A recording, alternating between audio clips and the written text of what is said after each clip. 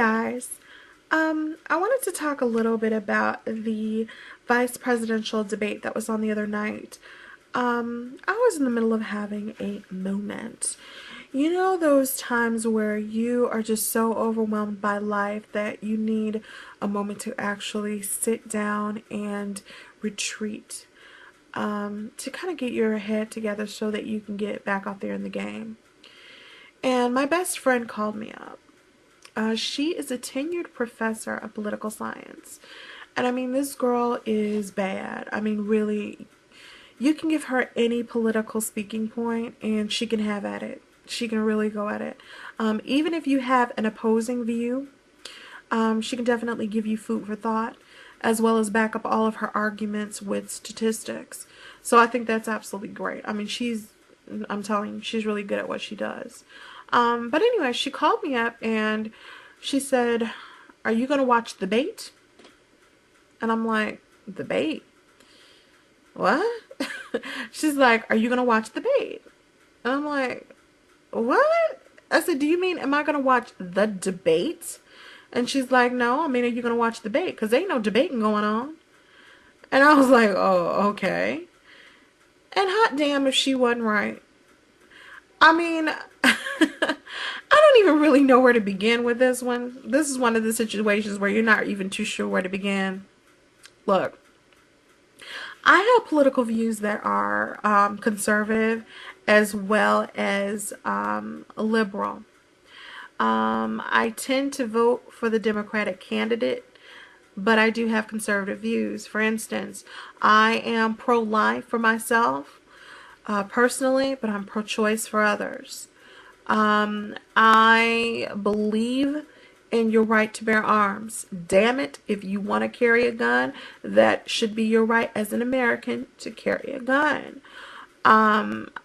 Also, I believe in the death penalty in certain circumstances. Now, I know that there have been significant and tremendous advancements in DNA testing over the last few years. And in recent years, there were quite a few of death row inmates that were freed because of these advancements in the DNA testing. And I think that's absolutely wonderful. It's tragic that they had to go through that to be accused of a crime that they didn't commit and come so close, to being put to death for something that they didn't do. But, the advancements is really what helped their cases. And in those situations, it's really sad to have the death penalty. But I am not talking about death penalty when there is a question, okay? I am talking about the death penalty in cases where you know that this person is guilty. And I know you're probably thinking like, well, you don't really know that. Yeah, you do. Let me throw some names out there at you. Ted Bundy. Jeffrey Dahmer, John Wayne Gacy, the BTK killer, the Green River killer, David Berkowitz, Richard Ramirez, Charles Manson. And I know some of you all are going to say, "Oh, Charles Manson, he didn't commit the Sharon Tate murders. He didn't commit the LaBianca murders." Look, he masterminded it. And there are kids today that weren't even born when those murders were committed, but want to be a part of the Manson family, okay? They're writing to this idiot, and he's 70 years old in prison. They're writing to him, wanting to be a part of the Manson family. So, you know what? He needs to be put to death. I mean, he gotta go. And personally, I don't think that taxpayers should have to pay to house these monsters. I mean, you know where the witness stand is? There's the witness stand, and then there's, this little area off to the side next to the witness stand. Well, personally, I think that little area needs to be occupied by a chamber. And that chamber could be the gas chamber, where the electric chair is, fire that shoots up. I don't know. I don't really care. But immediately once they're found guilty, and that verdict has come down, then they immediately need to be put in that box. Just escorted right over to that box and done away with and bury them out back. Everybody's happy. It's all done. That's just me. I know. That's just me. Another thing is I am not a feminist. I am not a feminist in any shape, form, or fashion. I do believe in equal pay for equal work, but that's about it. Okay? I enjoy being a woman. I enjoy my soft skin.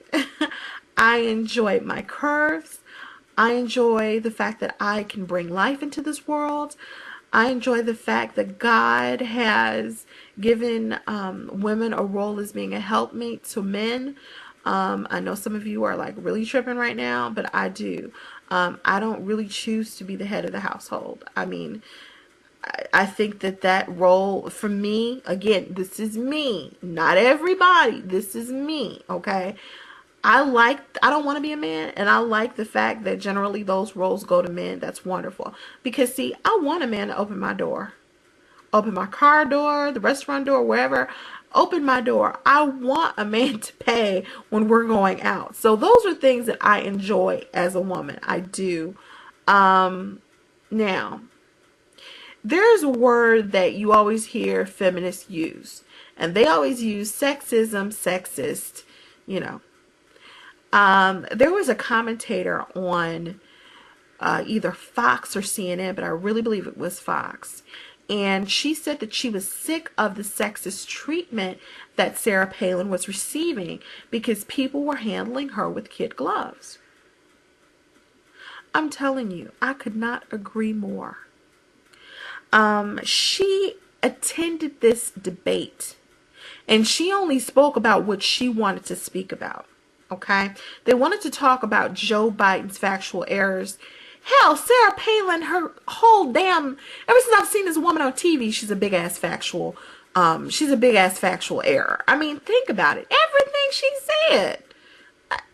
But anyway, I mean, this is a woman that wants to be the vice president of the most powerful country in the world, and she didn't even know how many troops we had over in Iraq.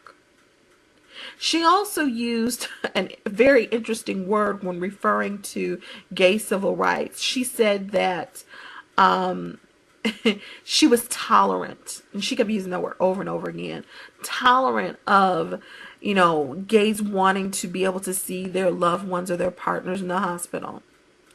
Now, come on, y'all. We all know that the word tolerant is code for I'm putting up with your shit.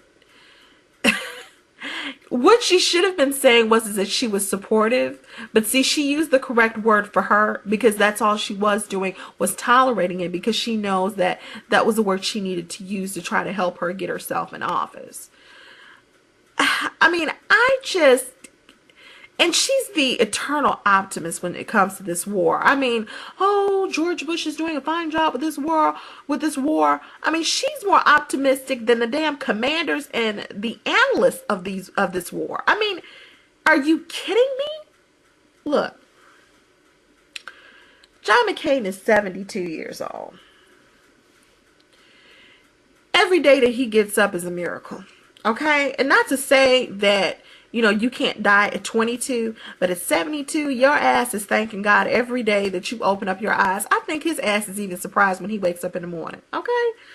But the bottom line is this. If Sarah Palin's ass is going to roll with the big dogs, then y'all ass need to teach her how to bark. She's now rolling with the big dogs. Teach her how to bark. Because I'm going to tell you something. If John McCain gets this presidency and something happens to his 72-year-old ass, she is now our president. And that will be the day that I move my black ass over to France.